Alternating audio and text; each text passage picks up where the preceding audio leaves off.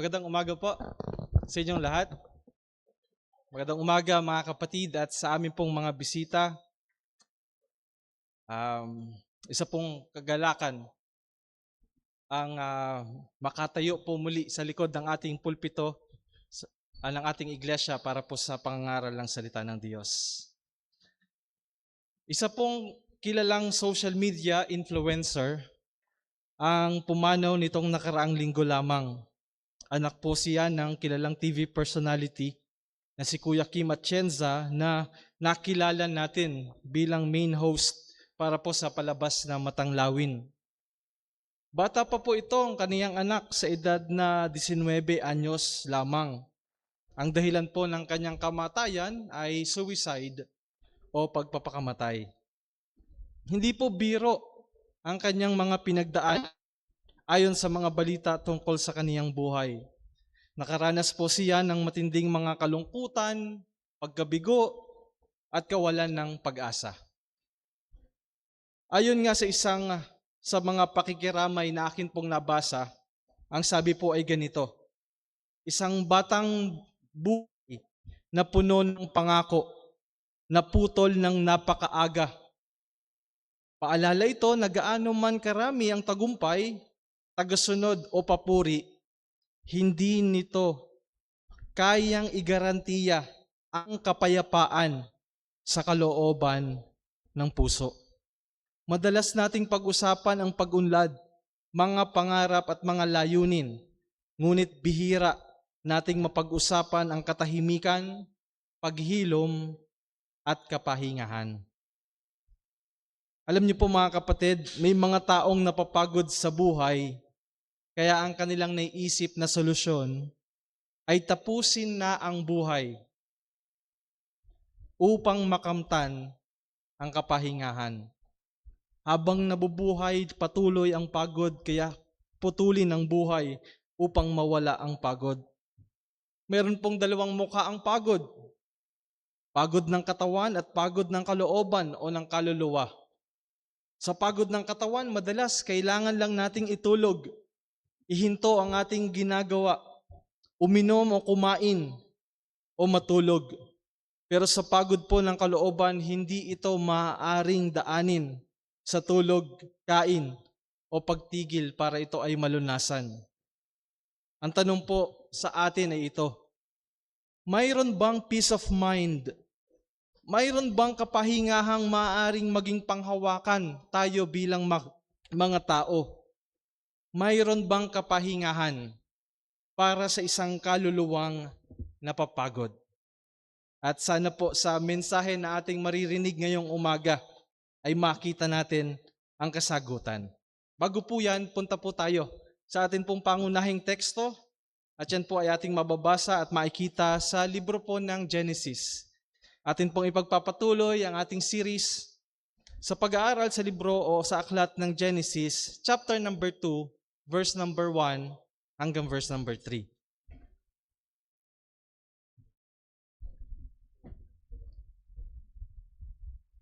Genesis chapter number 2, verse number 1, verse number 3. Babasahin ko po sa Tagalog. Verse number 1, yari ang langit at ang lupa at ang lahat na natatanaw sa mga iyon. At ang ikapitong araw ay nayari ng Diyos ang kanyang gawang ginawa at nagpahinga ng ikapitong araw sa madlang gawa niyang ginawa. At binasbasa ng Diyos, verse number 3, ang ikapitong araw at kanyang ipinangilin sapagkat siyang ipinagpahinga ng Diyos sa madlang gawang kanyang nilikha at ginawa. Tayo po ay sandaling manalangin. O aming Ama at aming Diyos na makapangyarihan sa lahat, ang pinagmulan ng aming buhay at ng lahat ng aming natatamasa, kami po ay nananalangin na maihayag ang mga katotohanan na nagmumula po sa inyong kasulatan. Bigyan niyo po kami ng bukas na puso at isipan para po tanggapin ang mga katotohanan ito. At nawa, Panginoon, ito'y patuloy na maging hindi lamang karunungan, kundi maging buhay para sa bawat isa sa amin, na mahanap namin ang tunay na kapahingahan ng aming mga kalooban sa inyong natapos na gawa para sa amin na mga sumasampalataya sa inyong pangalan. Bigyan niyo po ako ng karunungan sa pangaral ngayong umaga. Ito po ang aming samot dalangin sa matamis na pangalan po ng aming nag-iisang Panginoon at tagapagligtas na si Jesus. Amen. Bigyan ko lamang po kayo ng ilang context tungkol po sa ating pag-aaral sa libro ng Genesis. Ang mga unang talata po sa libro ng Genesis, makikita po natin dito ay yung unang 7 araw. Sa Genesis chapter number 1, mula verse number 1 hanggang verse number 25, nakita po natin dito ang Diyos bilang manlilikha. Pinamagatan ko po itong bukod tangi sa lahat. Dahil ang Diyos ay hindi nilikha at siya lamang ang nag-iisa bilang Diyos. Wala siyang katulad, siya ay nag-iisang Diyos. Pagdating po natin verse number 26 sa Genesis chapter number 1 hanggang verse number 31, nakita po natin dito yung bukod tanging nilalang. At ito po ay ang tao na pinamahalaan ng pagiging kinatawan ng sanlibutan o ng sangkatauhan. Ang mga tao ay binigyan ng wangis ng Diyos upang magampanan ang mga tungkulin na nais ng Diyos ipagawa sa kanila o sa atin. So nakita po natin yung bukod tanging nilalang. Sa Genesis chapter number 2 verse number 3, pinamagatan ko po itong bukod tanging araw. So 3 bukod tangi na ating nakita dito po sa unang 7 araw na sa kasaysayan ng sangkatauhan. Sumapit po ang ika-7 araw at sa ika-7 araw wala nang anumang bagay ang nilikha ng Diyos. Nakikita po natin na natapos na ang lahat ng kanyang paglikha at ito po ay magdadala sa atin sa isang napakahalagang katotohanan na nais ko pong makita natin ngayong umaga. Na ito po yung magiging mensahe natin na ang lahat ng ginagawa ng Diyos ay patungo sa tunay na kapahingahan, kaniyang kaluwalhatian at pagsamba sa Kanya magpakailanman. Sa ika-7 araw makikita po natin na ang lahat ng ginawa ng ating Panginoong Diyos ay patungo sa tunay na kapahingahan, Kanyang kaluwalhatian at pagsamba sa Kanya magpakailanman. At dyan po din po natin kukunin yung ating 2 punto ngayong umaga. Una po ay makikita po natin ito sa verse number 1 hanggang verse number 2. At ang ating pong unang punto ay ipinapahayag ng bukod tanging araw na ito ang kumpletong natapos na gawa ng Diyos. And then ikalawa po nating punto, verse number 3, ipinapakita ng bukod tanging araw na ito na ang dulo ng paggawa ng Diyos ay walang hanggang kapahingahan, pagluwalhati, at pagsamba. So tingnan po muna natin yung kumpletong natapos na gawa ng Diyos. Verse number 1 hanggang verse number 2. Meron po tayong ilang mga salitang kilos o mga verb na nais ko pong ating pansinin. Na yan po ay ilang beses inulit sa ating mga talata. At ang una po ay ang salitang nayari. Sabi po sa verse number 1, at nayari ang langit at ang lupa at ang lahat ng natatanaw sa mga iyon. Ang salita pong nayari sa English ay completed. Ang isa pa hong English translation nito ay finished. Nang ibig sabihin ay kung pupunta tayo sa ibabaw ng ating planeta, sa ilalim ng ating planeta o sa labas ng ating planeta, ang lahat ng gawa ng Diyos ay kumpleto. Napakahalagang salitang kilos o napakahalagang verb na ating pansinin. Complete. Walang nangangahulugang, walang kakailanganin, walang nakaligtaan ang Diyos sa paglalang. Ang ikalawang salita po ay yung salitang ginawa. Ang English translation po nito ay done. Na ibig sabihin po ay tapos. Ang paggawa ng Diyos ay kumpleto at tapos. Pagdating sa sanglikha, nagawa ng mga kamay ng Diyos, walang pagkakamali, walang mahuna, walang problema, walang pagkukulang, ang lahat ay kumpleto. Yun din po ang sinasabi ng huling talata sa chapter number 1, na tiningnan ng Diyos ang lahat ng kanyang nilikha at nakita niya na ang lahat ay napakabuti. Lahat ay mabuti. Wala pong nasisira. Walang nakasisira. Walang sasakit, umiidad, pero hindi tumatanda. Imagine niyo po yon. Nagkakaroon ng edad ang lahat ng bagay, pero hindi tumatanda o hindi humihina. Kahit pa hanggang sa walang hanggan, at higit po sa lahat, walang namamatay. Walang anumang kakailanganin ng lahat ng nilikha. Mayroon po tayong kasabihan na kapag maliit ang kumot, tayo ay matutong mamaluktot, meaning kailangang magtiyaga o magtiis. Hindi po ganon ang kalagayan ng sanglibutan nung ito'y nilikha ng Diyos. Walang kailangang pagtiisan. Walang makikita tayong pagkukulang mula sa ating Diyos. Kumbaga walang hiling pa kahit na ang tao ay hanggang sa walang hanggan. At dahil doon po, titingnan po natin yung ikatlo nating verb o salitang kilos. Ito at natapos na gawa ng Diyos, merong kapahingahan. Ang salita hong nagpahinga, dyan po sa verse number 2. Sabi po, ang Diyos ay nagpahinga. Nangangahulugang siya'y tumigil. Hindi dahil siya ay napagod, kundi dahil ang salitang Hebreo po na Shabbat ay hindi tumutukoy sa pagod, kundi sa pagwawakas ng gawain. Pagpapakita ng pagiging kumpleto ng isang gawang sinimulan na magtatapos hindi sa pagkukulang, kundi magtatapos sa pagiging kumpleto.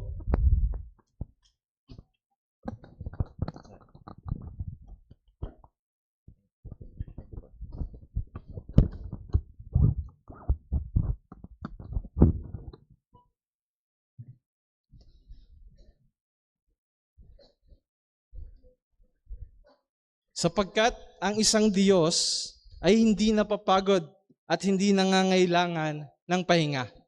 Bago po magkaroon ng kasalanan, wala hong napapagod, walang nangihina sa sangnilikha ng Diyos, kahit na po ang ating Diyos ay hindi rin ho napapagod at nangihina sa kabila ng lahat ng mga bagay na kanyang nilikha, pinalitaw dito po sa sangnilikha.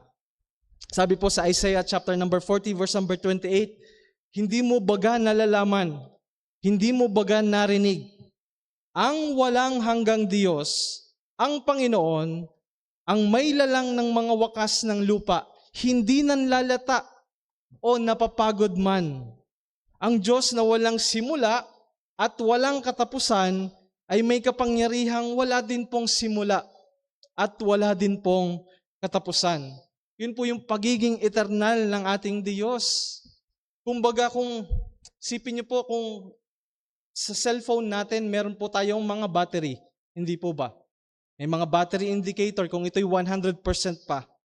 At sa tuwing ito'y ating gumagamit ito ng enerhiya at nakikita natin ang battery na nababawasan. Pero sa ating Diyos po ay walang ganon. Pagkatapos ng lahat ng mga bagay na kanyang nilikha, at kahit siya'y lumikha mula pa sa walang hanggan hanggang sa walang hanggan, hindi kailanman mababawasan at magbabago ang kanyang kapangyarihan at kakayanan. Ang punto po natin dito mga kapatid ay upang idiin ng maliwanag na ang mga gawa ng Diyos, kapag ang Diyos ay gumawa, ito ay kumpleto, dakila at sapat. Wala na tayong dapat idagdag at wala rin po tayong dapat ibawas. Kapag po ang Diyos ay gumawa at nakita po natin ang gumagawang Diyos, ito ay laging kumpleto, dakila at sapat. Paglilinaw lamang po, ang mga talatang ito ay pinapakita ang mga gawa ng Diyos, hindi para ang kanyang mga gawa ang ating ibigin o pag-ukulan ng ating pagmamahal, kundi sa pamamagitan ng kanyang mga gawa, tayo ay mapalapit sa Kanya na ating Diyos. Agaya po ito sa panahon ng Panginoong Yesus. Sa John chapter number 6, verse number 26, marami hong mga tao ang hinahanap ang benepisyo ng mga gawa ni Kristo kaysa kay Kristo mismo. Pakinggan niyo po ang sabi niya. Katotohanan sinasabi ko sa inyo, ako'y inyong hinahanap, hindi dahil sa inyong nangakitang mga tanda, kundi dahil sa kayo'y nagkasikain ng tinapay at kayo'y nangabusog. Lumalapit kay Kristo, hindi dahil kay Kristo, kundi dahil sa kanyang mga gawa na nakapagpabusog sa kanila. So, dito po sa Genesis chapter number 2, mula po Genesis chapter number 1, ma-appreciate natin ang Diyos na gumawa ng natapos na gawa para sa bawat isa sa atin. Ngayon, tanong po sa atin, mga kapatid, kamusta na po kayo?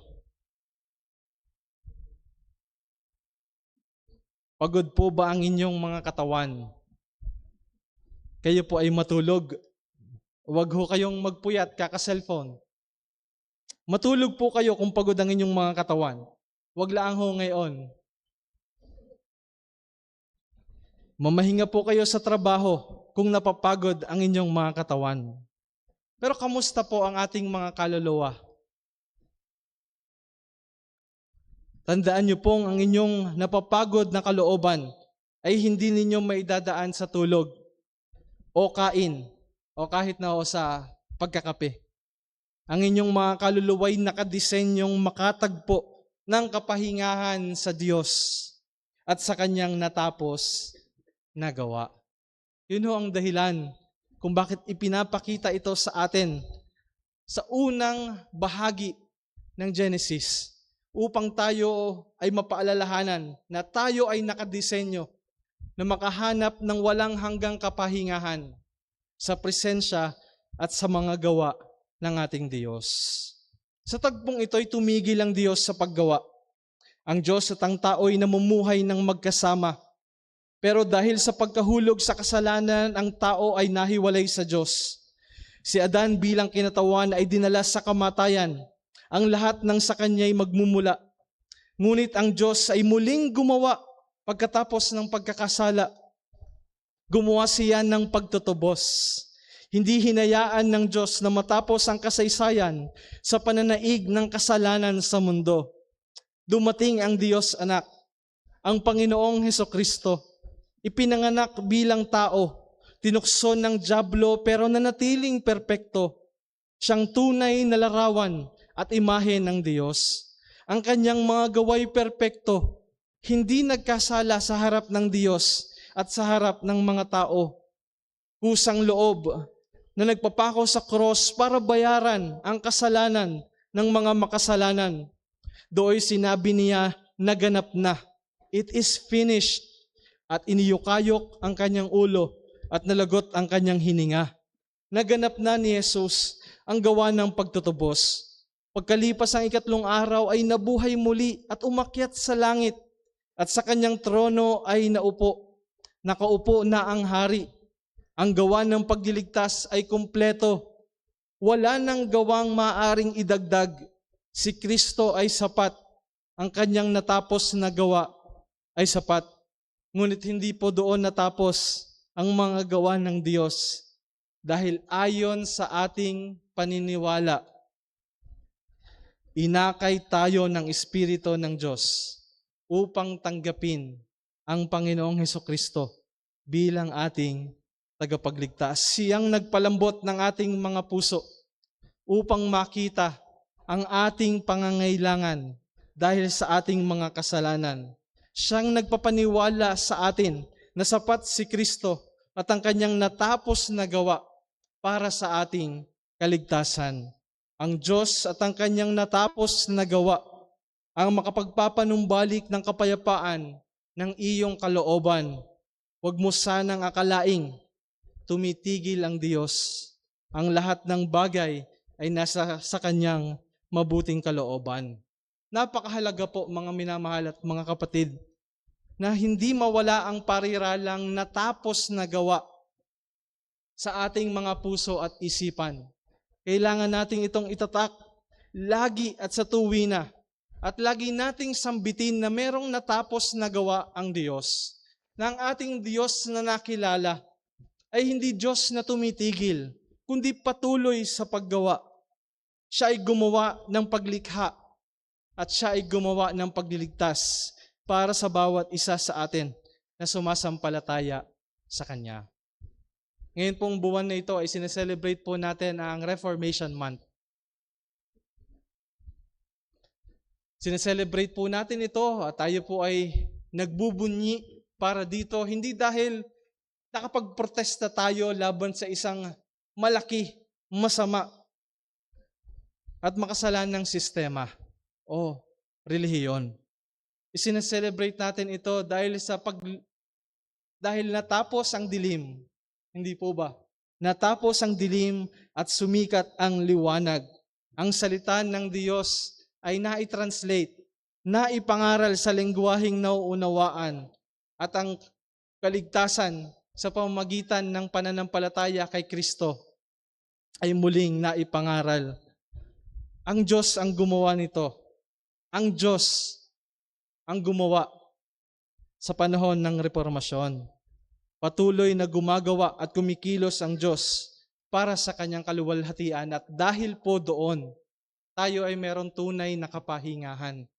Meron tayong tunay na kapayapaan sa ating kalooban na ang Diyos ay nangakong hindi titigil sa paggawa para sa ikabubuti ng sa kanya'y sumasampalataya.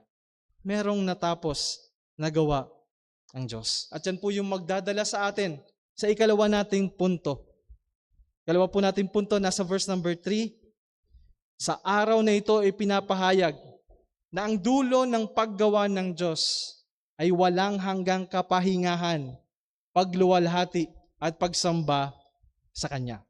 So uling talata po natin, verse number 3, makikita po natin ang salitang kilos na binasbasan o blessed. Ano pong ibig sabihin ng salitang blessing o binasbasan dito?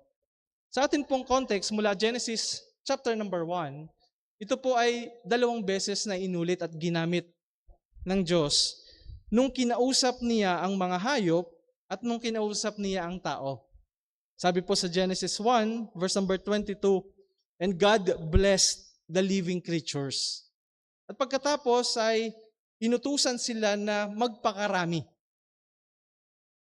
Pagkatapos po sa verse number 28, pinagpala naman po ng Diyos si Adan at si Eva at inulit po ng Diyos yung utos na sila ay magpakarami.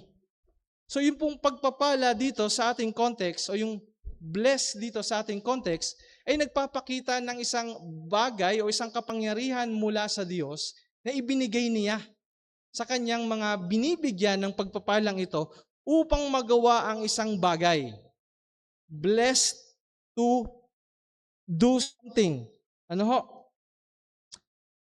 Meron pong 2 meaning ang salitang bless sa ating pong scripture. Meron po tayong tinatawag na bless the Lord, na kagaya po ng inaawit natin, na bless the Lord, O my soul, na pagpalain mo ang Diyos, aking kaluluwa. Ang ibig sabihin po nito ay mula sa bibig ng isang umaawit, ay sabihin niya sa Diyos o sabihin niya mga bagay na mabuti tungkol sa Diyos.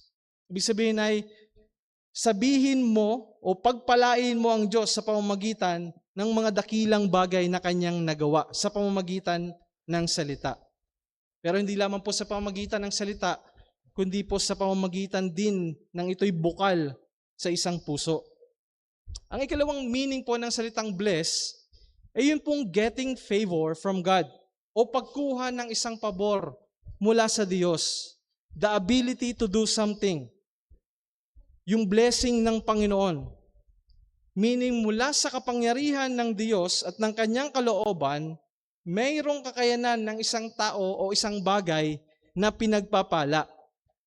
Sa pamagitan ng pagpapalang ito, nagagawa ng isang bagay o ng isang tao ang kalooban ng Diyos para sa kanya.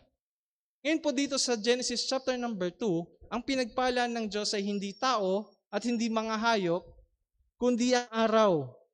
Ano pong ibig sabihin nito?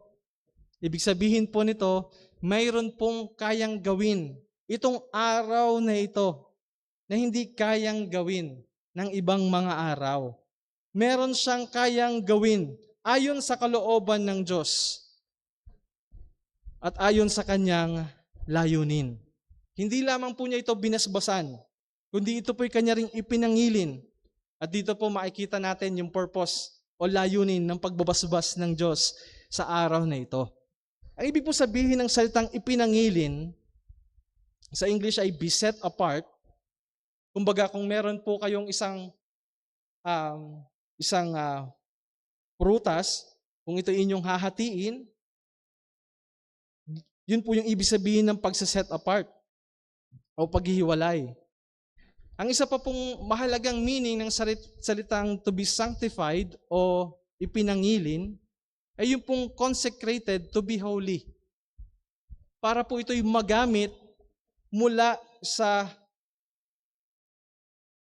normal na mga bagay o common use patungo sa isang bagay na kabanalan.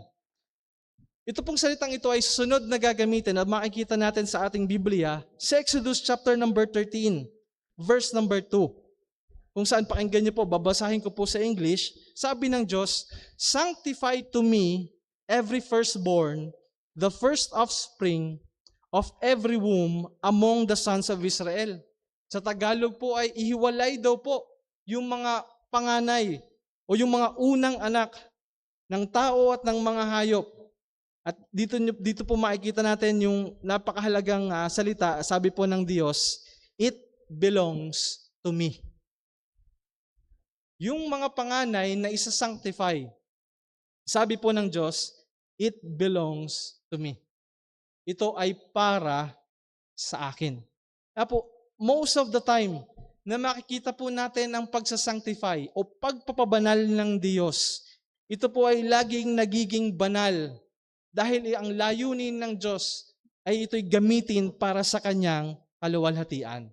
Gamitin para sa kanya. It belongs to me. At dito po natin, alam niyo po sa kasaysayan, nakuha yung salitang holiday.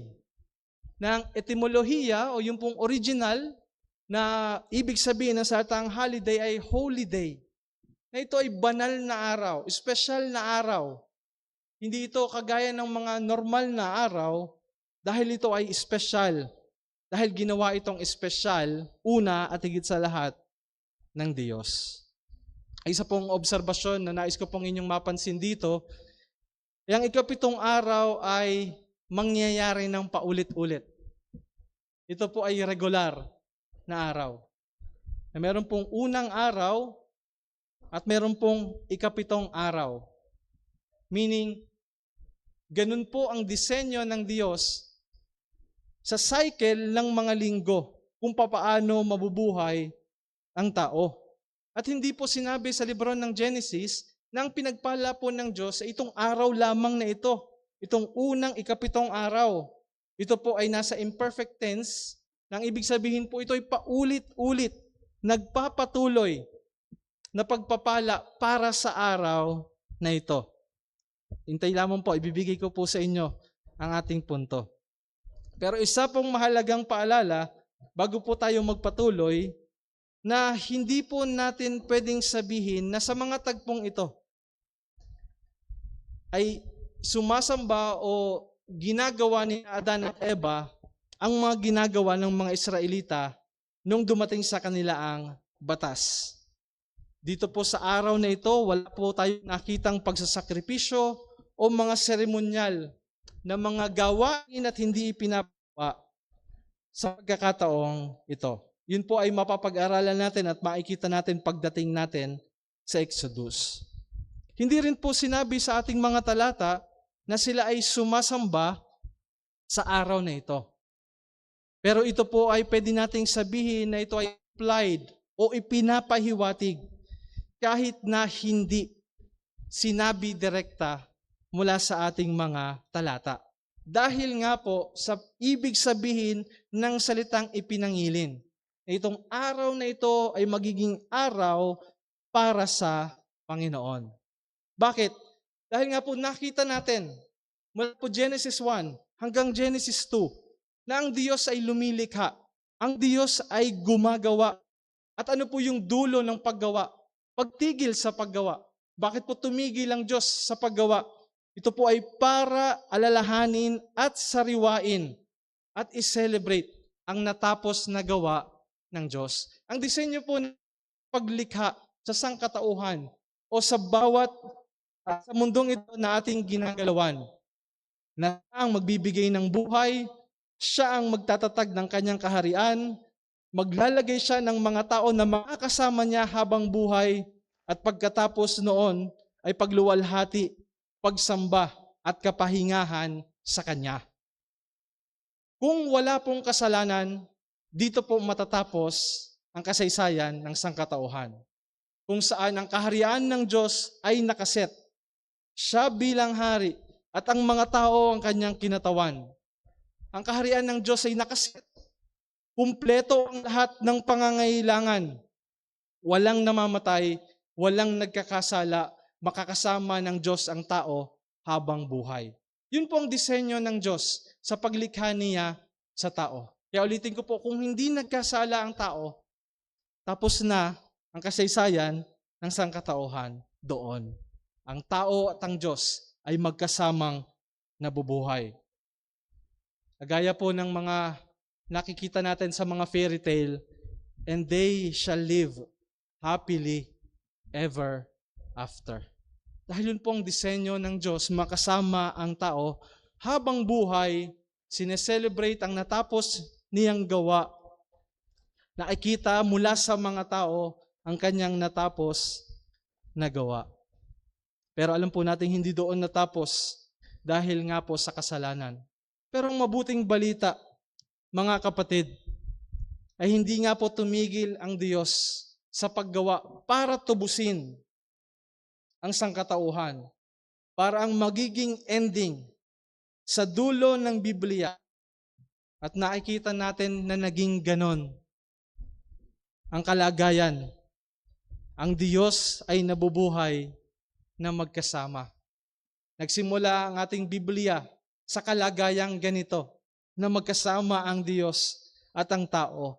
At kung babasahin niyo po ang dulo ng ating banal na kasulatan, ay makikita po nating matatapos sa ganon.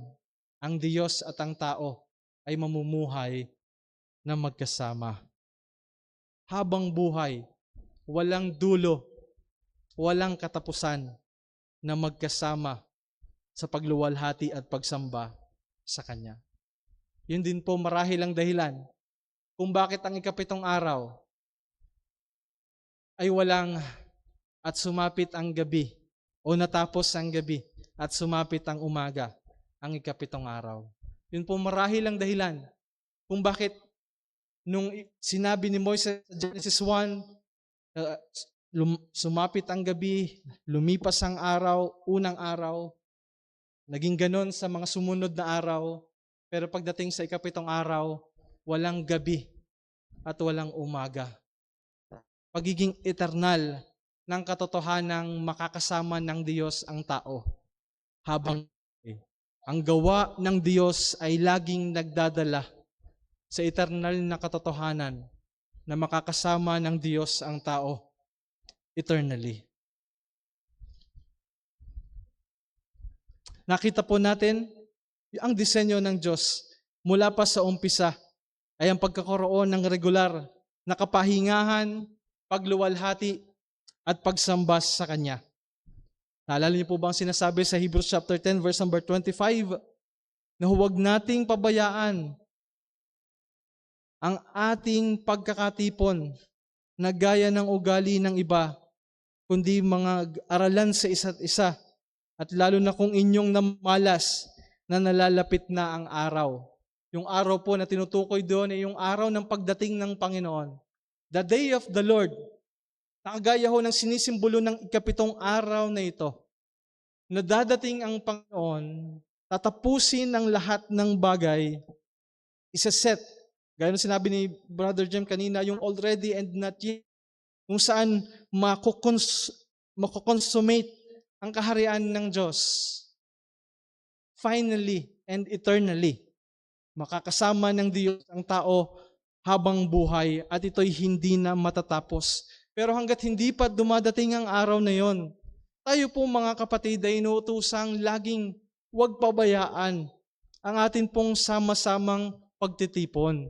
Darating ang araw na yon kung saan tayo ay lagi nang nagtitipon, lagi nang magkakasama sa presensya ng ating Diyos. Pero ulitin ko po, hanggat hindi pa yon dumarating, tayo ay inuutusang huwag pabayaan ang araw na ito na kanyang itinalaga para sa bawat isa sa atin. Nabuhay muli ang ating Panginoong Jesucristo sa araw na ito. Pagkatapos ng kanyang natapos na gawa ng pagliligtas, hindi nagbago ang dahilan ng ating pagsamba, nananatiling dahil sa Diyos at sa kanyang mga gawa para sa atin. Bakit po tayo naririto tuwing Lord's Day? Bakit po tuwing Lord's Day nakita natin na nagtitipon ang mga unang mananampalataya sa bagong tipan? Ang sagot ay dahil ito po yung araw kung saan ang Panginoong Jesucristo ay muling nabuhay. Pinili niya ang araw upang siya'y muling mabuhay pagkatapos ng kanyang natapos na gawa ng pagliligtas doon sa cross. Yun po yung motibasyon natin kung bakit po tayo naririto, hindi po ba? Sana yun po ang ating motibasyon kung bakit po tayo naririto ngayon. Dahil sa kanya nagawa. Dahil ang Diyos ay gawa para sa bawat isa sa atin na sumasampalataya sa Kanya. Para sa ating eternal na kapahingahan. Para sa kapayapaan ng ating kalooban na pagod dahil sa ating mga kasalanan. Nakakalungkot pong marinig na yung pong mga Kristiyanong hindi makalapit sa presensya ng Diyos tuwing Lord's Day dahil sila'y bigo. Sa mga nagdaang araw, sila ay bagabag ng problema. May mga kaaway o may mga nakaaway. O di kaya naman ay bigo dahil kapos ang kanilang pera. Kumbaga, bigo ang kanilang mga gawa noong mga nakakarang araw, kaya walang paglapit sa Diyos ngayon. Ayokong mag-celebrate ng Lord's Day dahil bigo ang aking gawa noong mga nakaraang araw.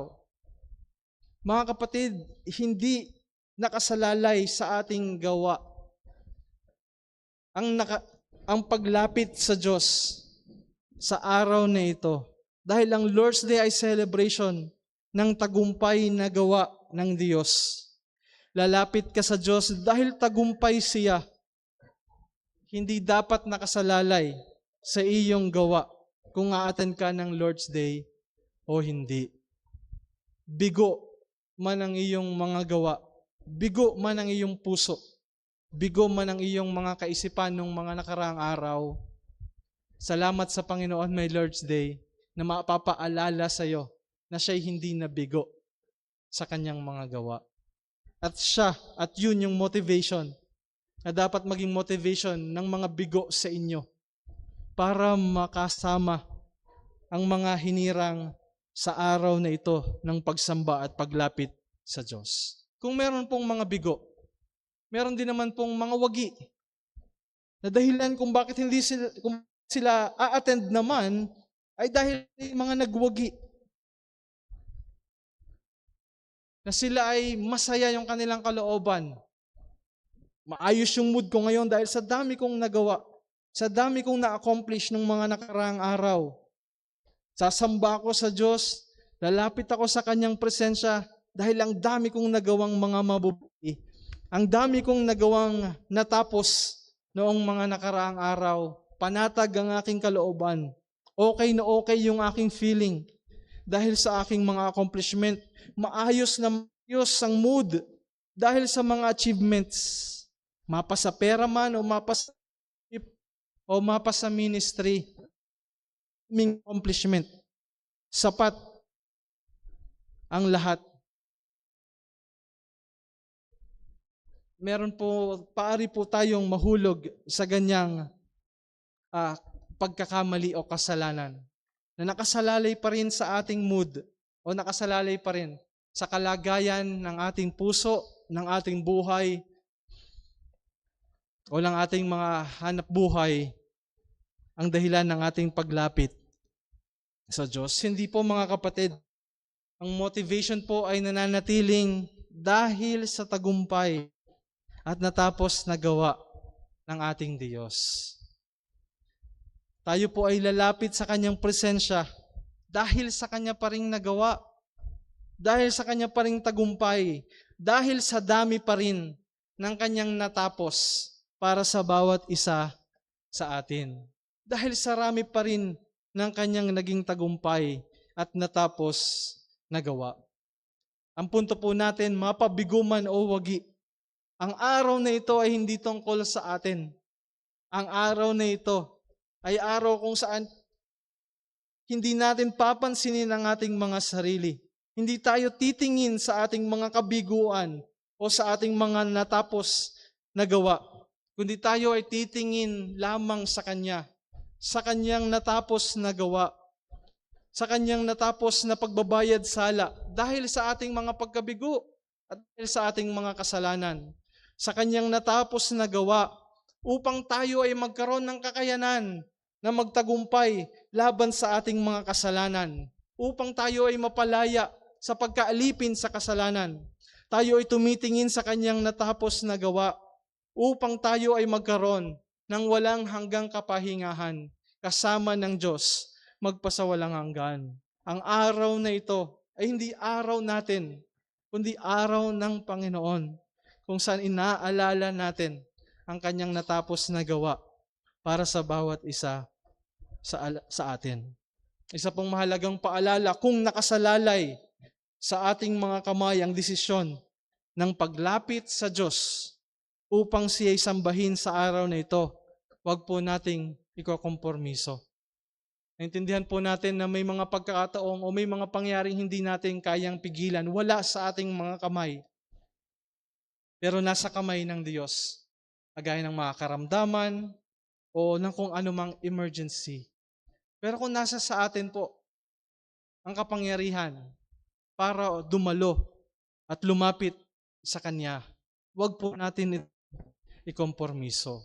Kung nasa sa inyo po yung huling desisyon, huwag niyo pong ikompormiso. Dahil ito po mismo ang layunin ng araw na ito upang ipahayag ang ganap at natapos na gawa ng Diyos. Sa araw na ito ay dapat maging maningning na paalala ng ginawa ng Diyos para sa bawat isa sa atin. Bilang pagtatapos, ibabalik ko po yung tanong. Meron po ba tayong peace of mind, mga kapatid?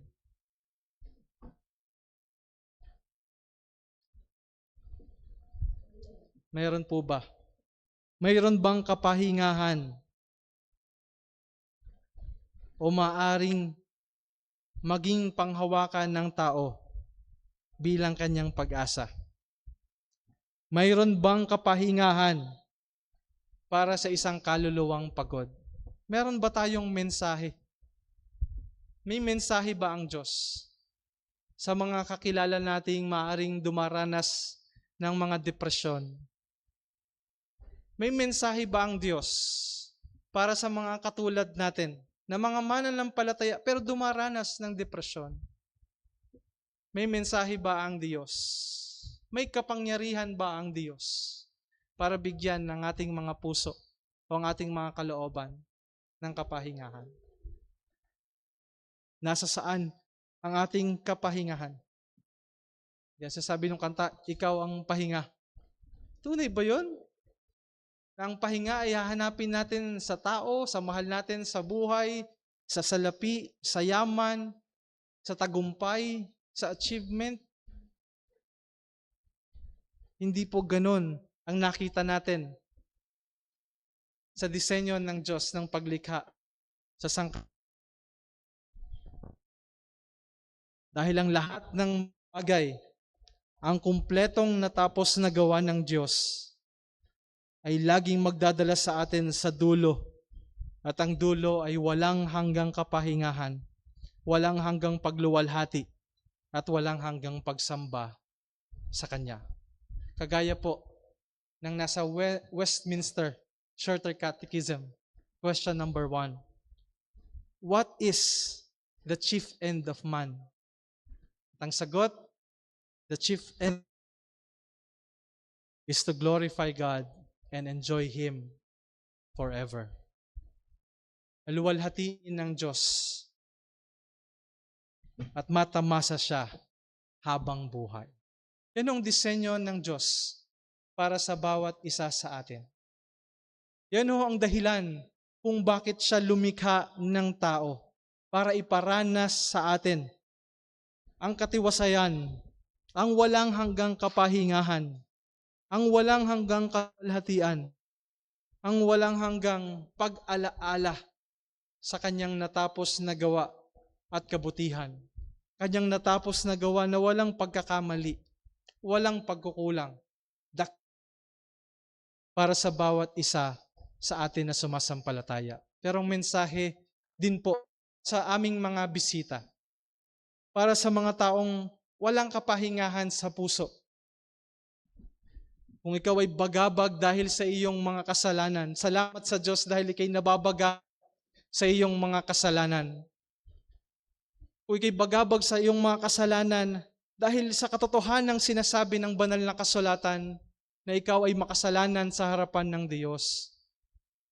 Dapat lang na ikay mabagabag dahil hindi mabuti ang kasalanan para sa iyo at sa harapan ng Diyos. Ang kasalanan na magdadala sa iyo sa walang hanggang pagbabayad sala doon sa cross. Sa impyerno. Kung saan doon sa impyerno walang kapahingahan ng iyong kaluluwa. Habang buhay na pagdurusa, habang buhay na init at pasakit, mararanasan ang galit at puot ng Diyos dahil sa iyong mga pagsuway sa Kanyang kautusan. Lilipas ang ilang segundo ng init at sakit, pero akala mo'y tapos na. Hahanguin ka na ng Diyos dahil naramdaman mo na yung init.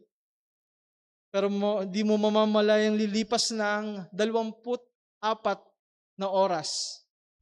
Mararamdaman mo ang init, mararamdaman mo ang sakit, pero isipin mong baka maawa na ang Diyos dahil 24 hours ka nang nasa impyernong nararamdaman ng init at sakit. Pero hindi ka hanguin ng Diyos pagkalipas ng 24 oras sa impyerno. Lilipas ang 7 araw, ang 1 linggo, na dinaranas mo ang init at sakit ng parusa ng Diyos doon sa impyerno dahil sa iyong mga kasalanan. At iniisip mong baka maawa na ang Diyos sa akin at ako'y Kanya nang hahanguin mula sa parusang ito. Lilipas ang 1 buwan, lilipas ang 6 na buwan, lilipas ang 1 taon na dinaranas mo ang init ng parusa ng Diyos sa impyerno. Inisip mong baka hahanguin na ako ng Diyos, patatawarin na ako sa aking mga kasalanan dahil sa init at hirap na aking dinaranas dito sa impyerno. Hindi po. Lilipas ang 100 mga taon at iisipin mong baka hahanguin na ako ng Diyos sa init. Baka sapat na yung aking nagawang pagdurusa dito sa impyerno sa 100 taon dahil sa aking mga kasalanan. Pero hindi ka hahanguin ng Diyos. Hindi ka hahanguin ng Diyos. Lilipas ang 1,000 mga taon.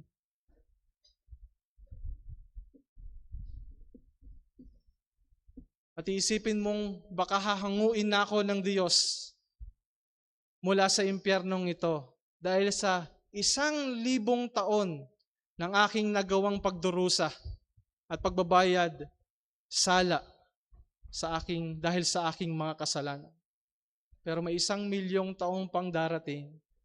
May 10,000,000 taon pang darating. Merong walang hanggang walang hanggang kamatayang darating sa iyo doon sa impyerno. Hindi ka makakalaya. Hindi ka hahanguin. Magbabayad ka habang buhay. Pero sa biyaya ng Diyos, inyong napakinggan ng mabuting balita na si Kristo ay nagpapako doon sa cross para bayaran ang iyong kasalanan. Para yung impyernong walang hanggan ay siya ang dumanas at ikaw ay mapalaya. Ano ba namang ikaw ay lumapit sa Panginoong Hesukristo nang merong buong pananampalataya at pagtitiwala. At ang kanyang pangako, sino mang lalapit sa kanya ay hindi niya kailanman itatakwil. Sino mang sasampalataya sa kanya ay hindi mapapahamak, kundi magkakaroon ng buhay na walang hanggan.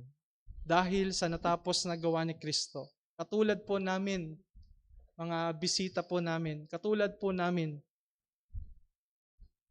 kami po ay nakatagpo ng kapahingahan. Dahil po sa Panginoong Hesukristo at sa kanyang natapos na gawa, kayo rin po ay maaring makatagpo ng kapahingahan para sa inyong mga kaluluwa. Hindi lamang po kapahingahan habang nabubuhay dito sa lupa, kundi pagkatapos ng kamatayan ay eternal na kapahingahan kasama ng Diyos, kung saan wala ng kasalanan, wala ng masamang pag-iisip, wala ng masamang puso.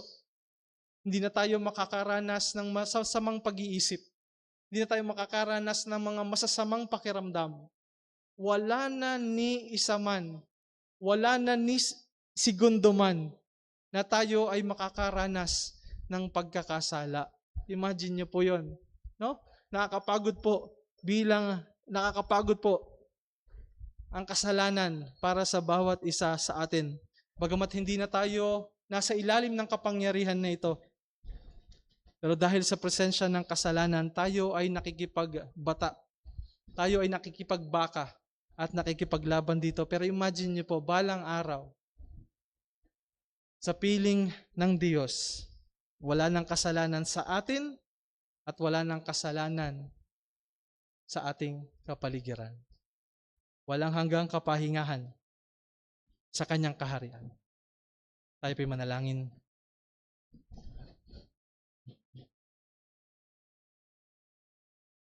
Aming Ama at aming Diyos, salamat po sa inyong natapos na gawa. Bagamat habang naririto sa lupa, ay daranas ng mga pagbabata, daranas ng pakikibaka, daranas ng paulit-ulit na pagkabigo, daranas ng pagkadapa, daranas ng mga gabi sa aming buhay kung saan ang kasalanan o ang dyablo ay mas makapangyarihan kaysa sa amin. Pero sasapit ang umaga dahil dakila ang espiritu na sumasa amin kaysa nasa sanlibutan. Paulit-ulit naman naming buhay dito sa lupa bilang mga mananampalataya, ang pakikipaglaban sa kasalanan, ang pagbangon muli mula sa pagkakadapa. Pero darating ang araw, ang huling araw, na wala ng gabi, wala na ang cycle ng pagkakasala at pagbangon. Dahil sa presensya mo, O Diyos, wala ng kasalanan, wala ng pakikipagbaka at pakikipagtunggali. Dahil wala ng kaaway, wala ng kasalanan, wala ng tukso, walang hanggang kapahingahan sa piling mo at sa presensya mo, O Diyos. Salamat po sa pangakong itong taglay-taglay namin mula po sa banal na kasulatan. Nawa ito po yung maging pangakong lagi naming maalala sa amin pong pakikibaka habang kami naririto sa sanlibutan. Ganun din po ang aming dalangin para po sa aming mga mahal na bisita, mga mahal na kaibigan, mga mahal na mga kadugo at mga kamag-anak. At tanggapin din po nila, Panginoon, ang walang hanggang kapahingahan na kanilang makakamtan lamang sa aming Panginoong Hesukristo. Sa inyo po namin ipinagkakatiwala at inilalapit ang lahat. Maraming salamat po sa pangalan po ng aming nag-iisang Panginoon at tagapagligtas na si Jesus. Amen.